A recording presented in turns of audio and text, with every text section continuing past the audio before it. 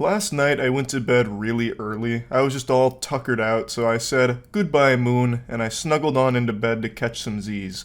Little did I know that while I slumbered, we'd all been paid a visit by someone very special.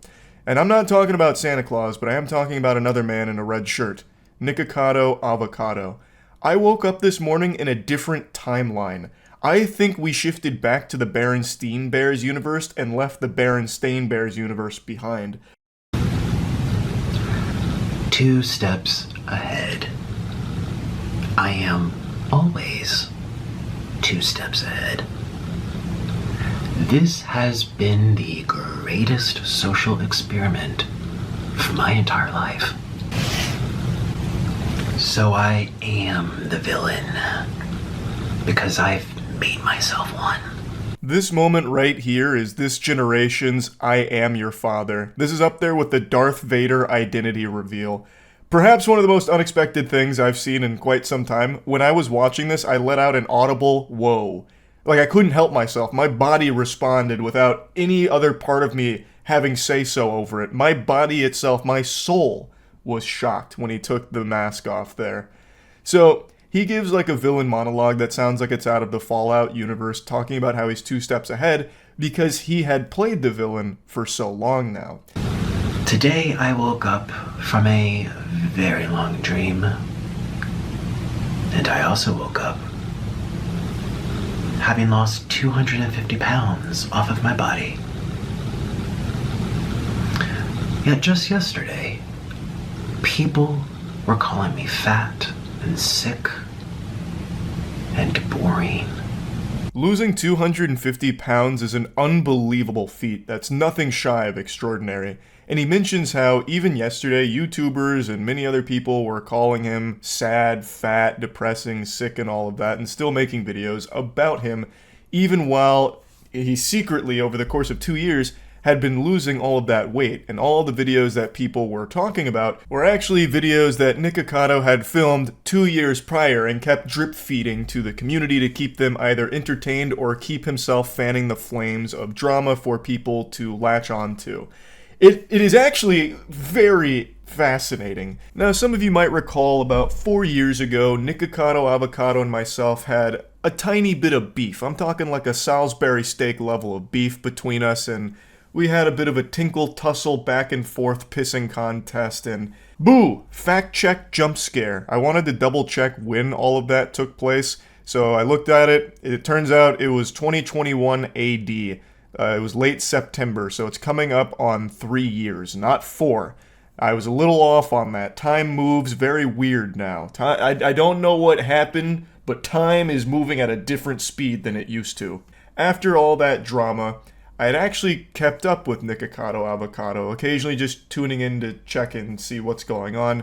I made a video like a year ago on a piece of content that Nick dropped where he actually did talk about a weight loss journey that he was going on, and I've kind of just been cheering him on from the sidelines ever since then, just hoping that he'd follow through on that and just to see where it all goes. So to see this come up was not only extremely surprising, just given how much weight he had lost in a relatively short period of time. I know to a lot of people 2 years, like on the internet terms, that's like ancient history. Things that happened 2 years ago, that might as well be the fucking void century that no one remembers. But like speaking realistically, 2 years to lose 250 pounds, that's a speed run. Those are gold splits. I haven't made a video for like 2 years, and this is where I'm posting now on this channel, so I hope you consider subscribing if you want. I'm actually posting more next week, so yeah, that would mean a lot to me. On his second channel, he mentions that it's been 2 years since he's made a video, so you can piece little breadcrumbs together in your head and follow this path here, connecting the dots. He has released videos on all of his channels over the course of 2 years. Quite a few of them. Not to the same frequency that he used to, but he still had a ton of videos that he's releasing over the last 2 years. Videos that were posted 2 weeks ago, or even as recent as 5 days ago, where he is that same weight, were all apparently recorded years ago. And it's not like it's CGI and it's not AI generated content.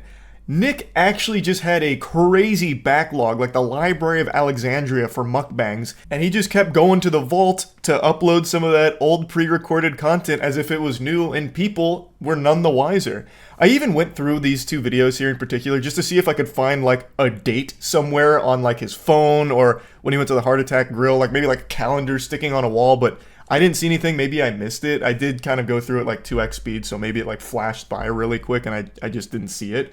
But I do believe him that these were recorded years ago, because that's the only logical explanation for how he is 250 pounds down right now, yet 5 days ago he has a video at the Heart Attack Grill where he's still like 400 pounds or whatever it was.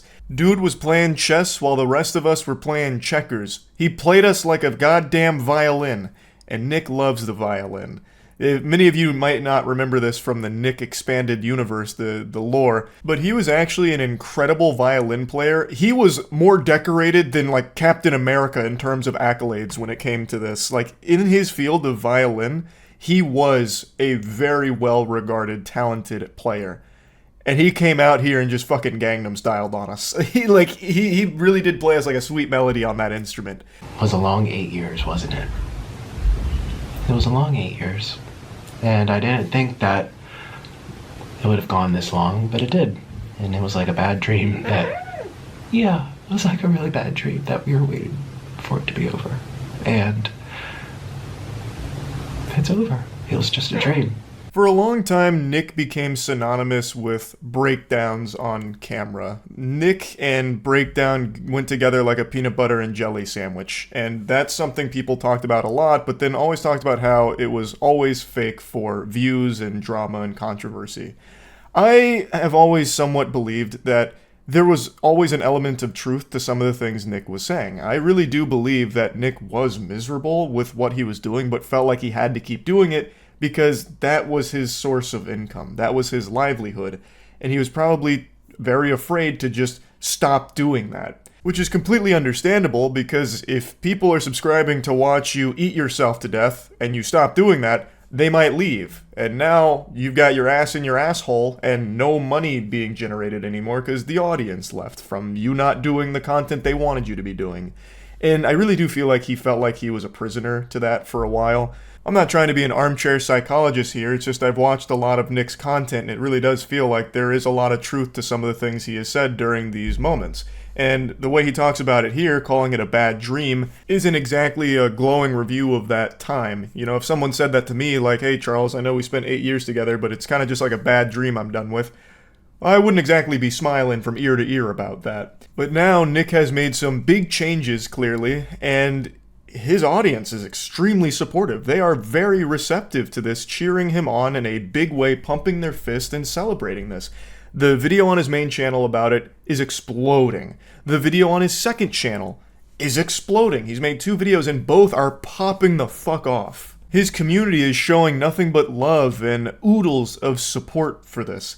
And it's what people have said for a long time, that if Nick actually did go through this weight loss journey, it'd probably be extremely good for him. Like, not only health-wise, but like in terms of his channels and like his community. It's inspirational. Like, people would love to see that, and I think it's clearly showing here. And it's not like Nick has to stop doing mukbangs just because he loses a lot of weight. And it seems like he is going to continue to do mukbangs because he loves doing them. We were all just dreaming. Cheers. And I love being a mukbanger. I love food. I like eating food. And I like being here. So let me know what you think. Just because he's lost 250 pounds doesn't mean that he's washed and you need to hang the jersey in the rafters and retire his jersey number. You know, like, he can still keep doing mukbangs the same way he was before, but now in a healthier place. And like I said last time when he had lost, I think it was like 89 pounds at the time, he seems happier. You know, like, I'm not his therapist. I don't know Nick personally, but just from what comes across in the content, he seems happier at lower weights. Like, in the content where he weighs less, he actually just seems like a happier person.